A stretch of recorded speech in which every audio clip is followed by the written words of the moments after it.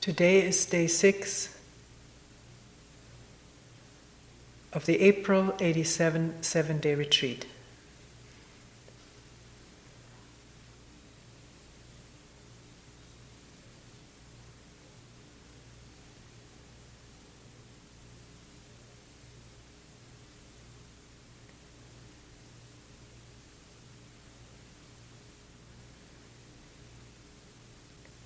One question that came up was,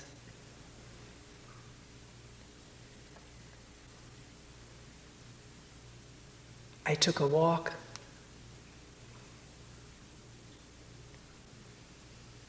in my walking shoes up the hill.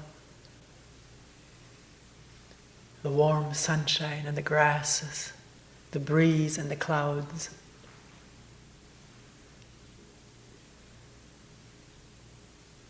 And there was a real feeling of joy.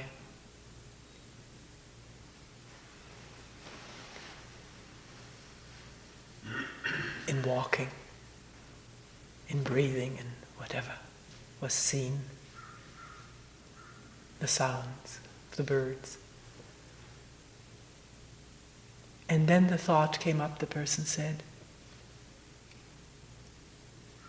am I selfish in doing this? Is this self-centered?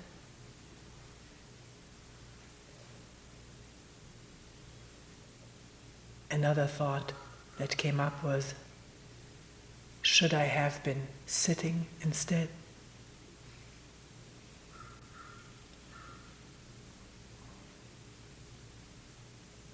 So we looked at this thing together.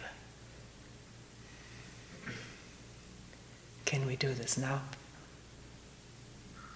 I think all of us are intimate with this conflict situation here in this example, taking a walk, the utter joy of it, then wondering, having heard so much in 5 talks about self and self-system, the narrowness of it, the fear and sorrow that spring from it, then wondering, am I selfish in doing this? Is this just another expression of self?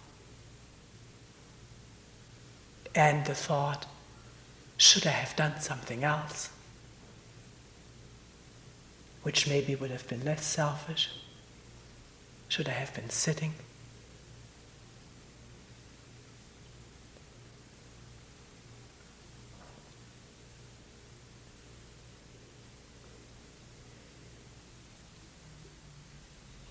And then the question has also come up. At times you seem to talk about joy and then you talk about pleasure. What's the difference between the two?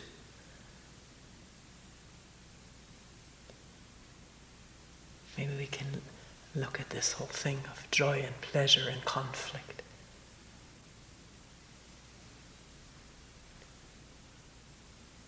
And where is the self in this? Is it there? Please, I'm not telling about this. We're looking at this here jointly. Not asking anybody to accept what is being said. We're examining something jointly.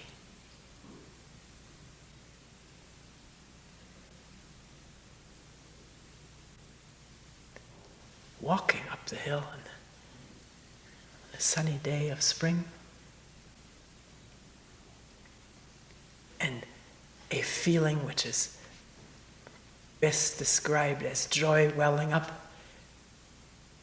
I think it only wells up when there is no concern with self, when there's no thought of I'm doing wonderful, I'm doing badly, I should have been doing this or that. When that is absent, it's quiet.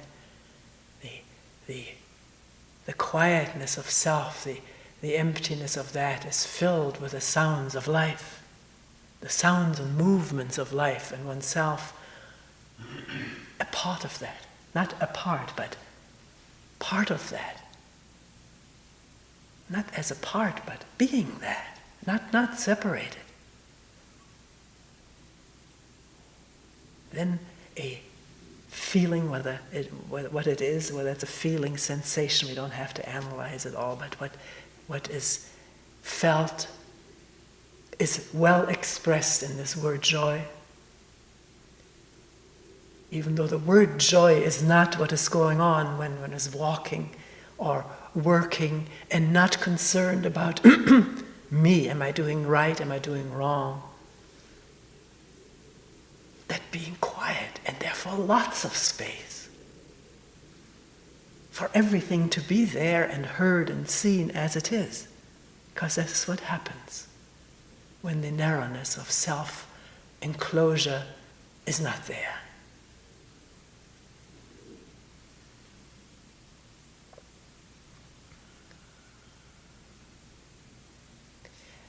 And then the thought comes up, am I selfish? Right now feeling so good?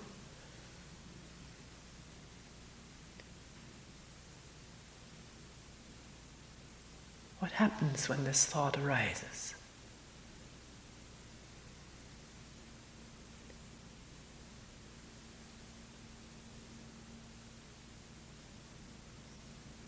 Is one immediately caught up in its weightiness, in its content, wondering whether one is selfish, and usually coming to the conclusion that one is? Because after all, I'm taking a walk, I'm having fun, that must be selfish. There are thought connections about that already existing.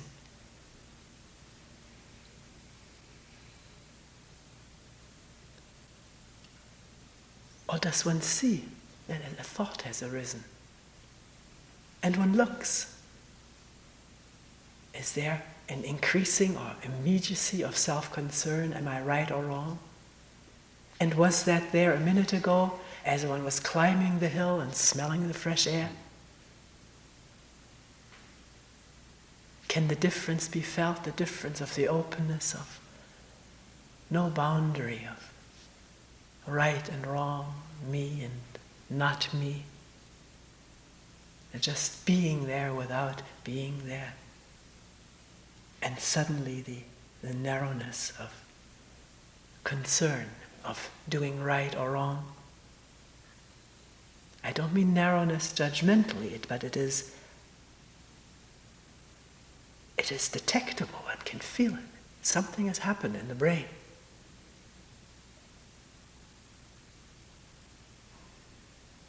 And throughout the body, with the worry of being selfish.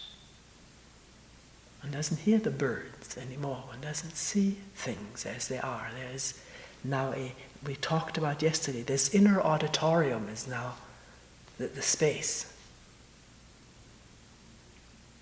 or the inner courtroom, in which one is judged, the judge being what? One's ideas of what is right and wrong, which one has learned.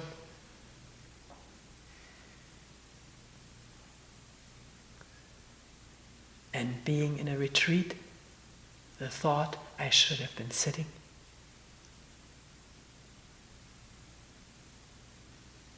One may think one has shed all thoughts about having to sit, and yet here it manifests again. Our conditioning lies very deeply. If one has been so conditioned that it is the right thing to sit as much as possible, not take walks, that is distracting and may get one 1,000 miles off the path. Admiring the landscape was considered the wrong thing to do. Although we could talk about admiring the landscape. A landscape doesn't need to be admired. That's still self in there. It's just there. In its splendor of colors and shades.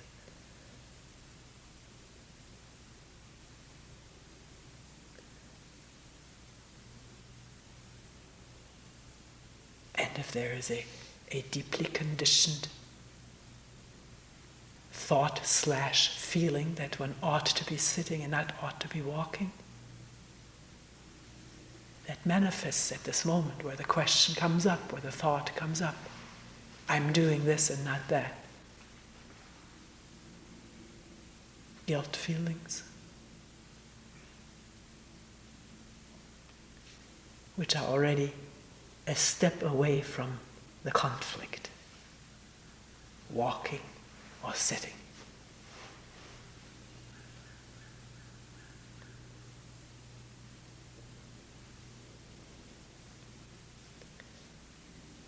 Let us say, before leaving the house,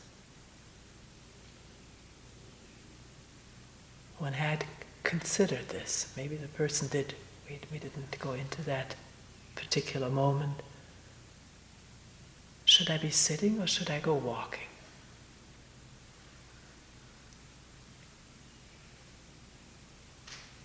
Is the walking selfish and the sitting unselfish? Or does this determination again depend on our previous conditioning, what is right and wrong? Why does one sit if it is a choice to be made? Because one remembers having been told if there's lots of sitting, there may be something happening eventually, sooner or later. The expectation of a reward, or just the good feeling of doing the right thing, being the good girl, the good boy, which is also deeply ingrained in us. The need for that, the fear of not being that. Self-image thriving under approval and hurting with disapproval, and therefore wanting to do what is approved of generally. This is not all consciously thought out maybe, but the program is there.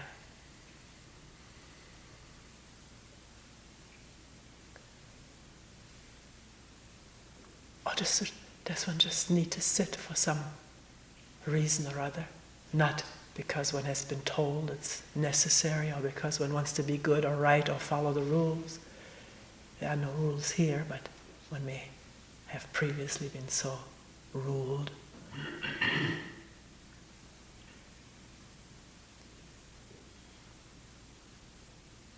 Let's say one sits.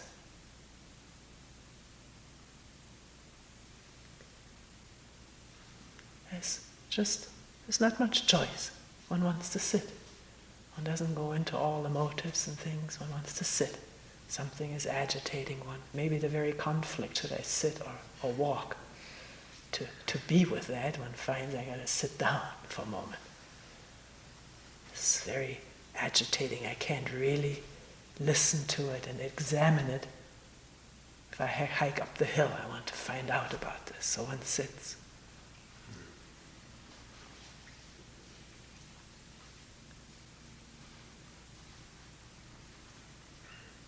Maybe the mind is with it, with the conflict, or maybe immediately thinks, I should have gone on that walk.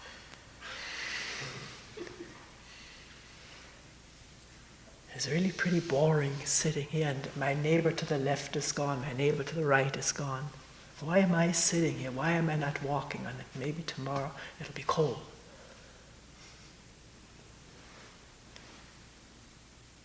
And there's a conflict, isn't there?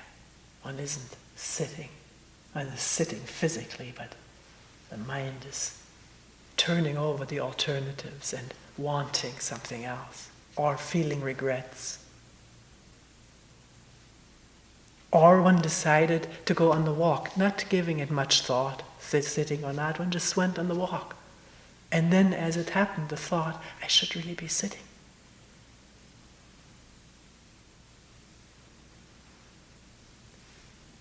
And the guilty feeling or regrets at a missed opportunity.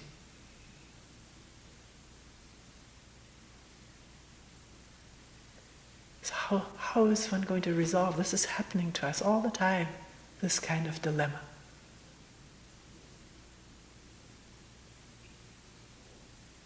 Then comes the thought, maybe if I had clarity, I would know what I would like to do.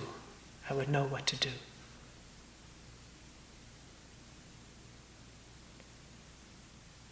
So then there's the wanting of clarity in order to resolve this dilemma.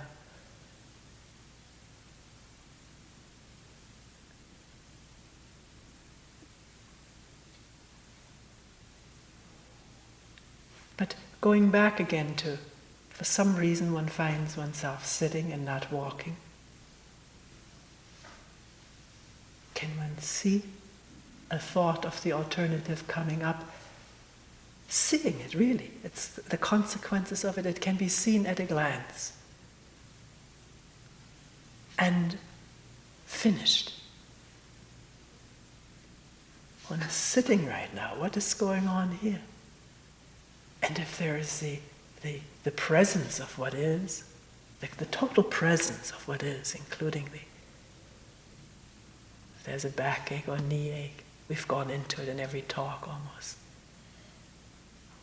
The not knowing of the condition, and therefore the wondering, openness, vulnerability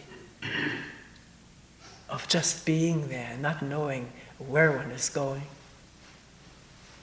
And in that kind of there-ness, there's no room for thinking about the walk. But if the thought slips in there, because there's moments of inattention, then to see what that thought does. It brings conflict. Then one is neither sitting nor walking, but just ruminating over alternatives and the guilt and regrets that are so inevitably the consequence of it. So while sitting, just that,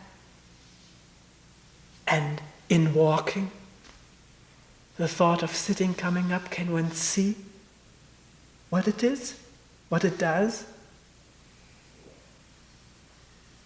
Not just be caught up in the content under the power of these words and thoughts, but understand what it does. The conflict, to feel that, to see it, and not enter into it. Is that possible? Is that humanly possible?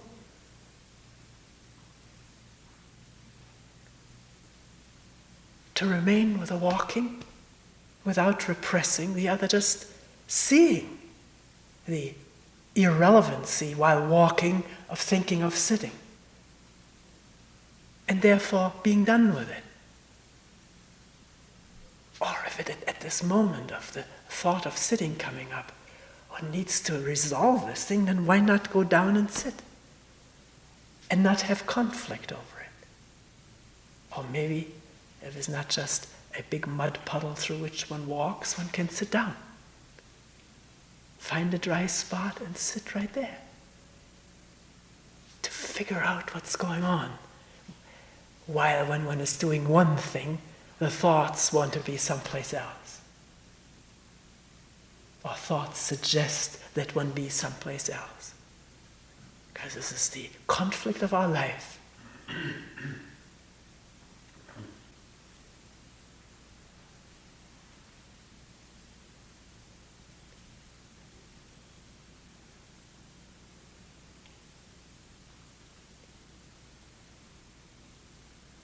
One doesn't have to postpone this until clarity arrives. One looks now. One can only look now what's happening.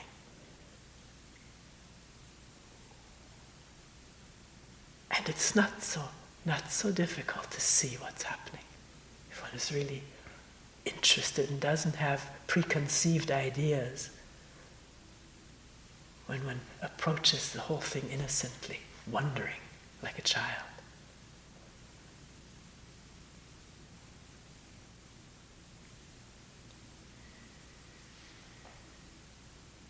Somebody mentioned to me, you sometimes use the analogy of a child for wondering, but I think children are already very conditioned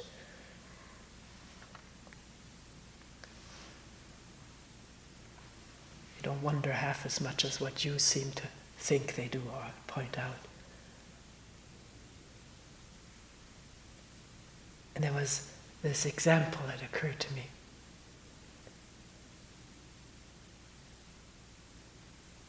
Which may also be the point to the difference between joy and pleasure. Maybe just finishing with a walk, if there's this feeling of joy, just the perception, the wholeness of the whole thing. And then as one leaves retreat and remembers that, thought wanting to dwell on that and get pleasure from it, from the memory of it. Actually, sometimes when one is really so totally with something, very little is remembered. Brain doesn't seem to record as meticulously bookkeeperish as when one wants things and fears things and is very self-conscious. But there is a memory, let's say, and when the mind returns to it all the time, evokes it to glean the pleasure of it, the energy, that the picture, the remembrance of the walk can still very forcefully evoke throughout the organism. It's not just a mental picture, it's also the participation of the body.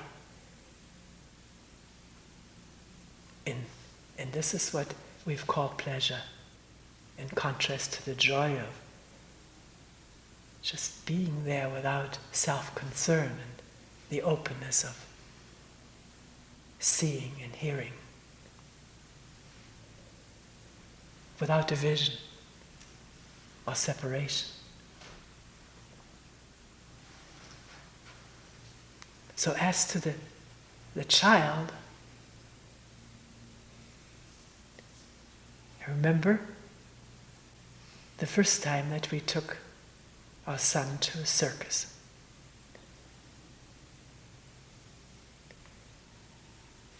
And we had, of course, expected that he would sit there on the bleacher, is it called? Bleacher? That bench between us and watch the circus. But he never did what we expected. He has much more interest, and it's not untypical, not so unique for Ralph. He was interested, of course, in climbing up and down the bleachers, in collecting these little rings from beer bottles, endless. Going into extreme cracks to find them. Climbing over people's legs in order to get to the stairs. Not appreciating being brought back. But there was so much that neither Kyle or I had noticed that goes on the sidelines that were the interest to this child. Circus performance itself played a very, very minor role. The clown, I think, was the one thing that fascinated him that he watched, but a lot of other things. Look at this or that. It wasn't. He was discovering things for himself. All kinds of stuff. And that seemed to be the joy, discovering. Programs, starting to collect abandoned programs and piling them up, carrying them.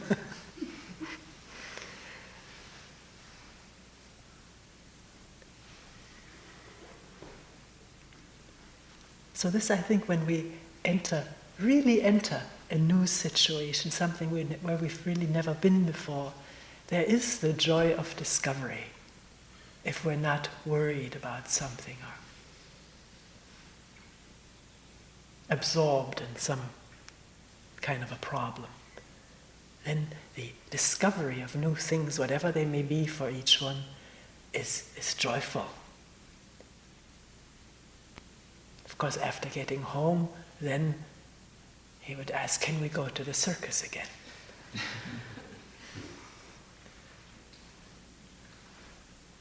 We probably said, well, you didn't seem to watch much of it. I don't know. I think we were that way at the time. But no matter how our response was, what was this for him now? A memory, obviously. He wouldn't have asked to go back there if there hadn't been a very pleasurable memory, and wanting to repeat that.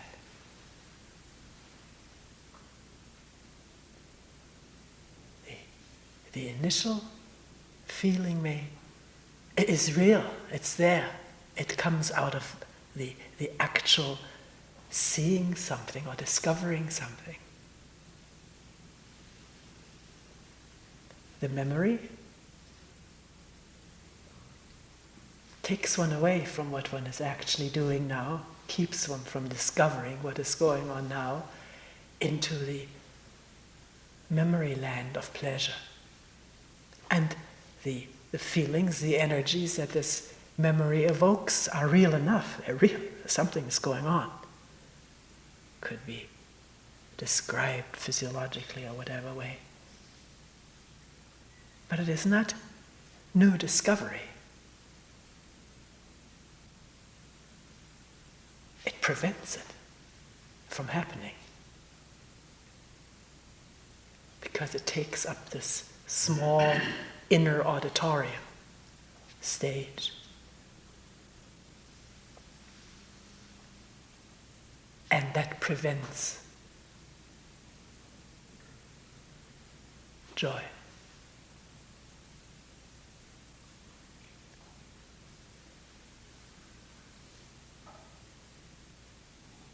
You could say, well, at the moment that one is dreaming of past or future pleasures, there isn't much joy, else I wouldn't be doing it.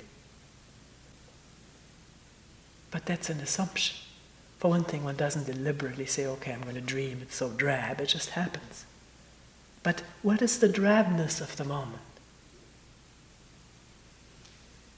Or the anxiety of it, the restlessness or the pain of it? That the pleasurable thoughts take one away from. What is it? I don't mean to explain it to oneself, but to investigate and to discover.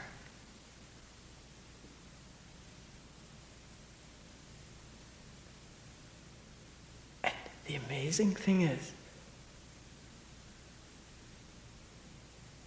that the joy of discovery doesn't need a beautiful object or a lovely scenery or whatever. Discovery is its own joy, whether it is of the root of pain or fear or jealousy. To discover it for oneself.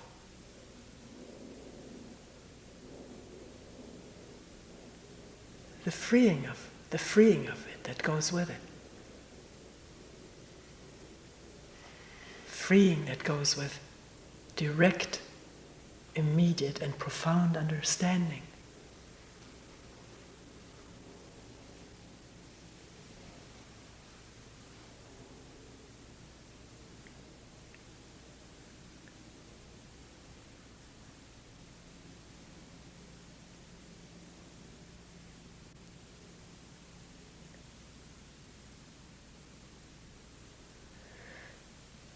Another question that came up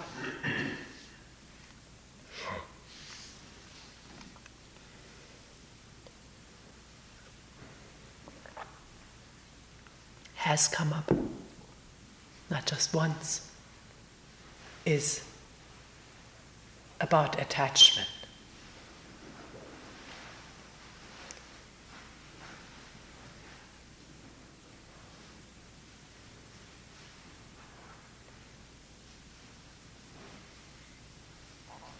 We've often talked about attachment, but can one leave aside what one has heard and said before?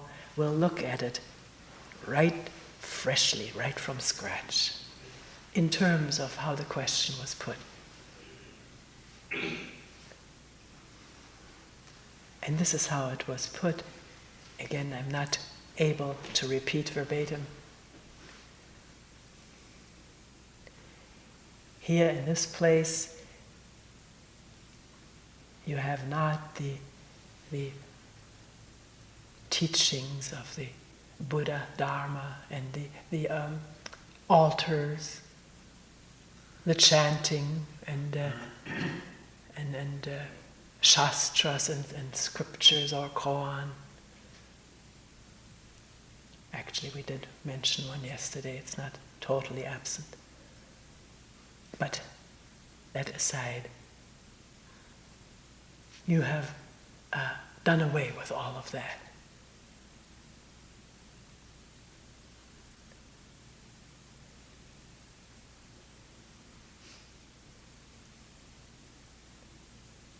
And yet, don't you think?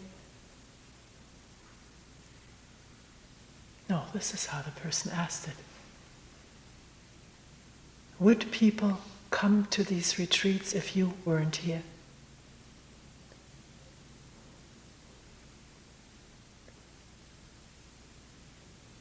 And isn't there an attachment to you? Maybe not because they're not there to all these other things, but now to you.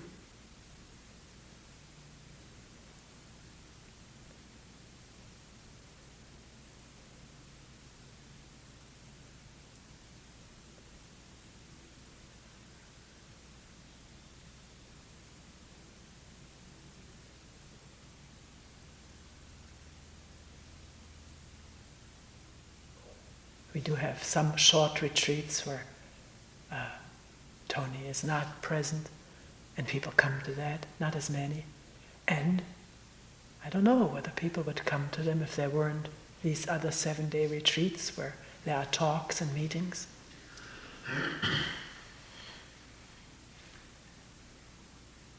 And my answer was very likely people come because there are talks and meetings. Not everybody, but most people. Is there an attachment to this person who is talking and meeting and visible?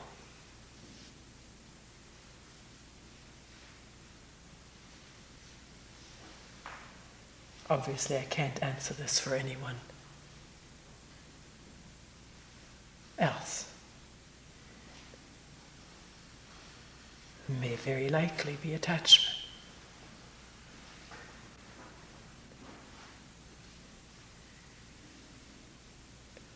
And that is something for each one of us to look at, to deal with, to observe, to plumb the depth of it, which is not easy when one has available what one is attached to. Remember this from the times at the Zen Center. Before I left, when I was involved in what was going on in ceremonies and the whole thing, but beginning to talk about it, question things, question attachment to the forms and to the robes and whatever all we were attached to. So often people would say, no, we're not attached. We can let go of this. This is formless emptiness. Emptiness is form, was always mentioned. We can let go of it, but it is a very useful tool on the path. All the masters have said so. But at the time when I left, I think a lot of us found out how much attachment there was. When the thing took place, when one left, when there was no going back to it. And many people found how deeply attached they were. So it's quite easy to say I'm not attached until there is a loss.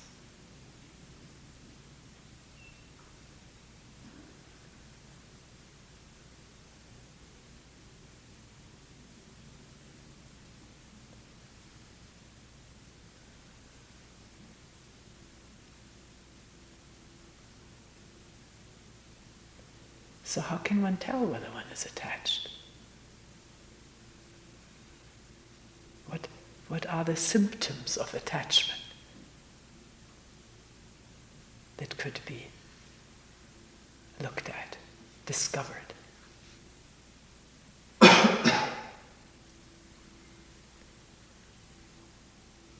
think one of them is if one is attached to a person, doesn't the memory image, the image of that person arise frequently in the mind?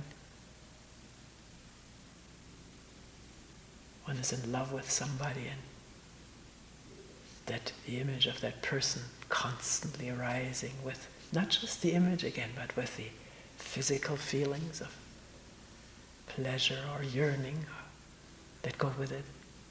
I think that is a symptom of attachment. The arising, maybe to an increasing degree, of the image of that person and the feelings, the longing, and getting the energy from that process, becoming dependent on the energy fix from that.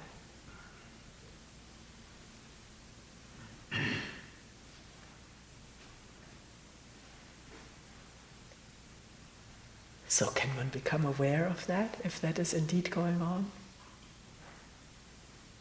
Just as we talked before about taking a walk and thinking of the sitting, or sitting and thinking of the walk, can one become aware of these fixes, these memory pleasures?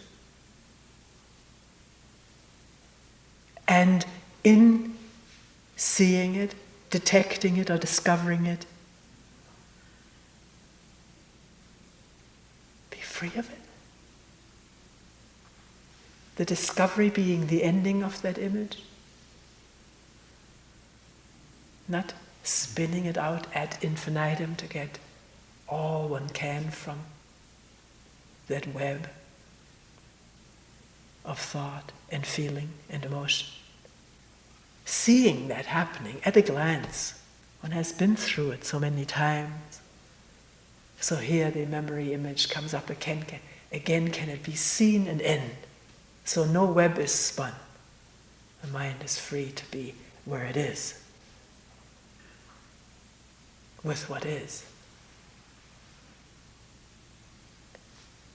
And maybe a brief pain, the pain of that we experience when we want something and all systems are already in the wanting mode, and then that is finished.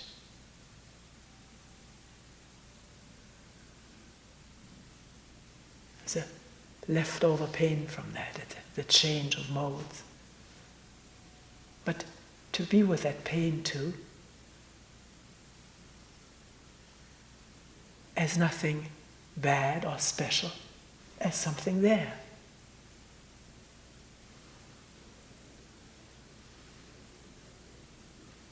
Like one of the corn stubs in the field.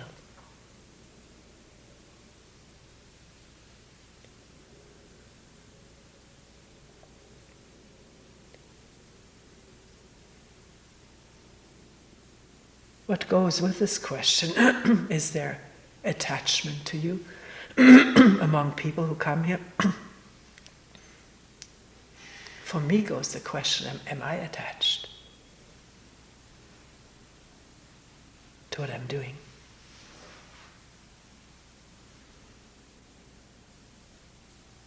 And there's a real difference between being attached to it and loving to do it.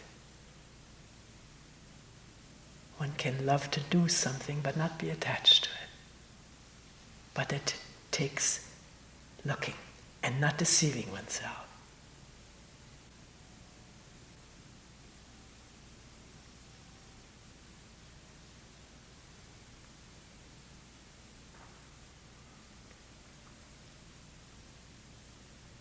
takes watching, not just watch it now I know I'm not attached, or I'm attached, but through all the times of day and night, be aware when a thought comes up or a feeling.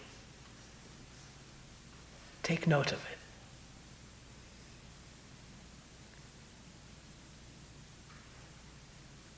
So while working here, I do enjoy it. I love being with people and talking with people and examining something together, examining deeply within the mind. There's a real joy in that. But I also don't mind leaving after 5 weeks of this.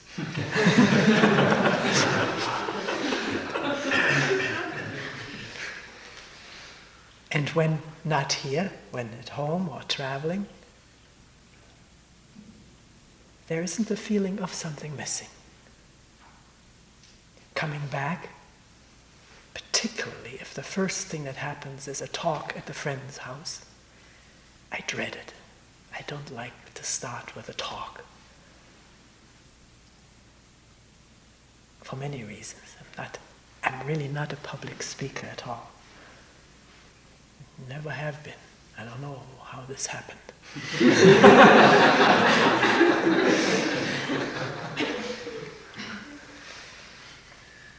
Maybe this is part of the reason I like to keep my eyes closed, so that there isn't this audience there.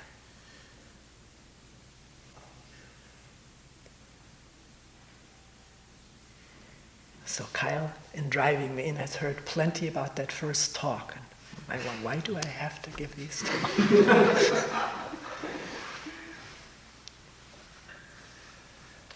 But then, when you're there and you talk, then something else happens. These thoughts, they have no room, and therefore that part of is finished.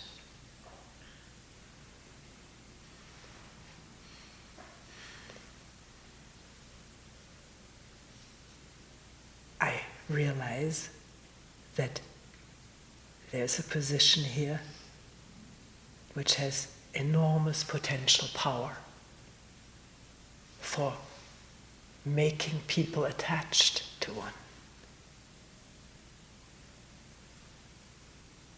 I'm aware of that, and I'm working very carefully that this doesn't happen. If I needed people for feeling good about myself,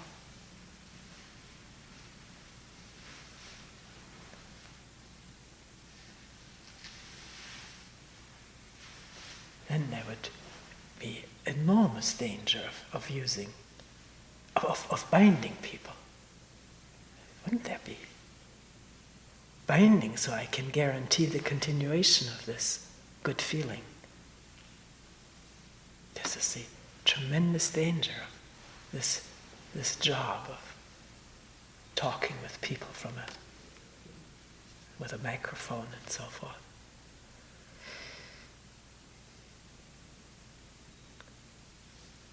So the question has to be, at all times, do I need this?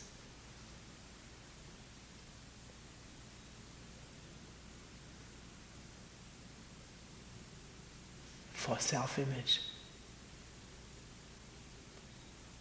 But self-image can be seen as being such a... Well, then there's division immediately, separation, isolation, attachment, and all that flows from it. So when it's seen, it is finished. If it's not seen, it operates. And I think as long as there's need, there's attachment.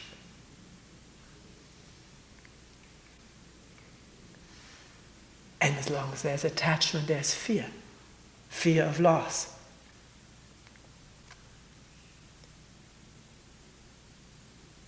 And as long as there's fear, there's attachment. Fear of standing alone. can these chains of feelings and thoughts and ways of living be illumined by discovering them as they happen. And in the discovery, the chain breaking up.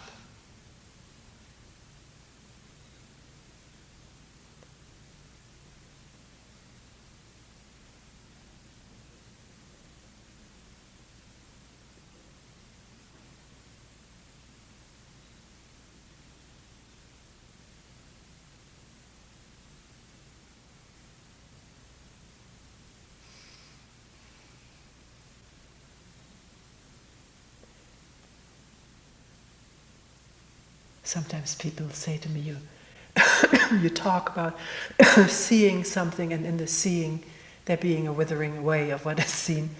But for me, the person will say, this isn't so. It continues. Can one see that it continues, and not make a conflict out of it? What is important is that there is seeing. Not so much what is seen, but that there's something seen.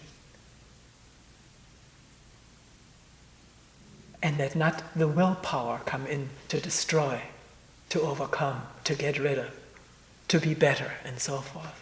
We've done that too many times, and what has the result been?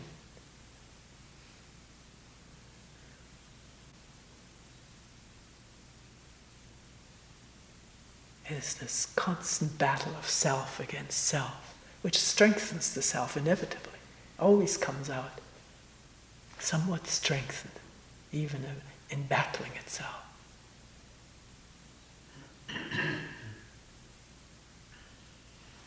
But looking at it, becoming aware of it, without moving in on it with weapons, that's not strengthening.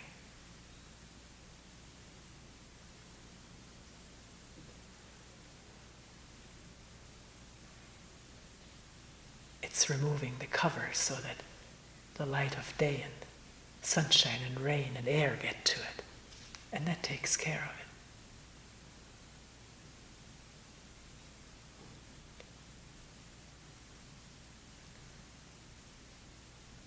That metaphor isn't too good. It looked as though then it would grow more. I didn't mean it that way.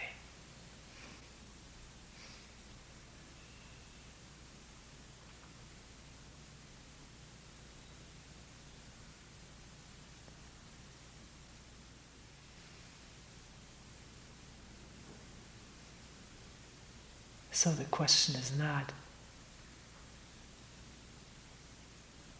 how can I get rid of attachment, or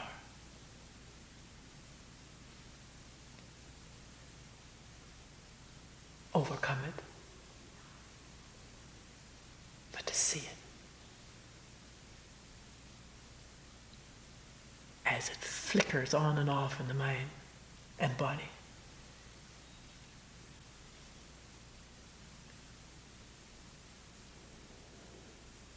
And maybe freely, without any willpower, just out of the intelligence of seeing, to abstain from the benefits of this flickering.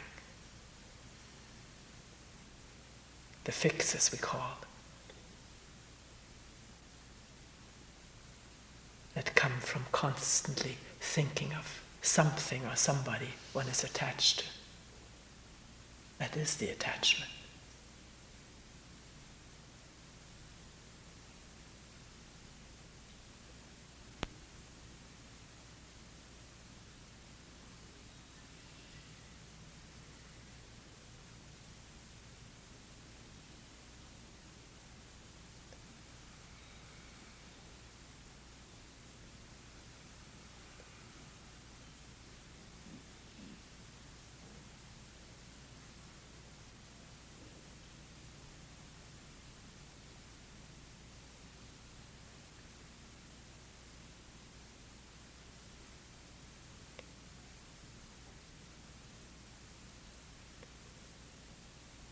One could say, is that renunciation? It is not. Renunciation, as I understand the word and the act, is an act of will.